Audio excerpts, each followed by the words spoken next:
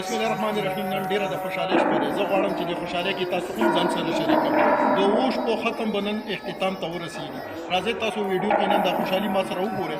پروردګار د بېروزګارو ته روزګار ورکړي او پروردګار د چا بچي نه نکمله بچي ورکړي او چې د چا بچي پروردګار د نکمله لوی کړي. په دې ویډیو کې به نن د خوشحالۍ شپه زه تاسو سره مکمله شیر کوم. دا ویډیو لازمي وګورئ، مخکې هم د سره شیر کړئ.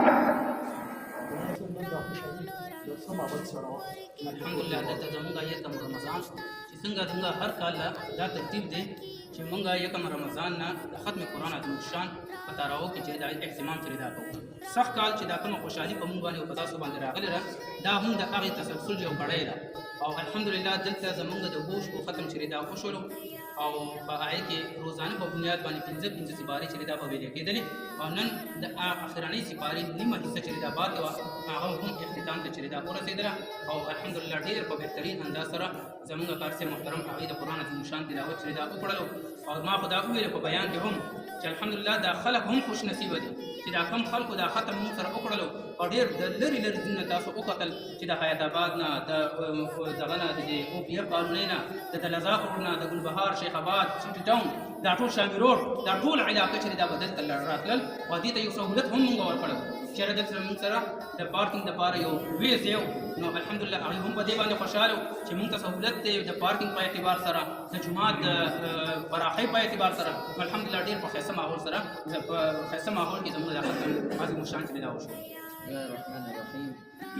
څنګه چې تمیم صاحب وفرمایي چې د 2017 نه 16 نه تقریبا زما د یاد مطابق د 2015 نه زما د جامعة الحدیث د نسبت او تعلق او یو عجیبه خبره زه تاسو ته دا وکړم چې د مسلمین صنف عالم په پوښتنه چې ما کله حفظ مکمل کړ د حفظ چې کوم د وفاق امتحان وي د بوک په سطح باندې هغه ما هم د دې مدرسې نه ورکړی.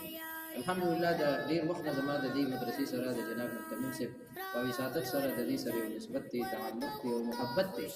او دا د متمم صاحب دی او د دې خلکو او محبت دی چې هغه ما دلته کې راکاږي. حالانکه زما په شهرزاده کې خپل مسجد دی، زما خپل هلته کې امامت دی او د 2015 نه هلته کې ما سره د امامت فرایض دي، خطابت دی ما سره. باوجود د دې چې ما نه خپل مقتدیان چې دي اکثر په دې باندې ګیلمن وي چې یاره ته دلته کې خپل جومات کې منبې ختم وکړه او بیا هلته کې ځه. زه ورته وایم نه، تاسو سره چې کوم نسبت او تعلق دی دا د جامع هادیې نه بس دی. اول نسبت زما هغې سره دی، زما د هغې سره یو وعده ده او د هغې ما سره محبت دی چې هر کال هغې ما رابلي او په مینه مې رابلي او ښه عزت راکوي. لهذا د هغې هغه محبت او عزت او د قرآن سره هغه محبت او مینه هغه ما راکاږي او په دې باندې مجبوره کوي چې زه جامع هادیې ته راشم او دلته کې ختم. الحمدلله دا ختم دلته کې چې دا اوو شپو کوم کېږي دا ډېر په ښه انداز سره او ډېر په ښه طریقې سره متمم صاحب د هغه اهتمام کوي او بیا ډېر په ښې طریقې سره هغه سرته رسېږي. زه د دې ټولو شکریه ادا کوم.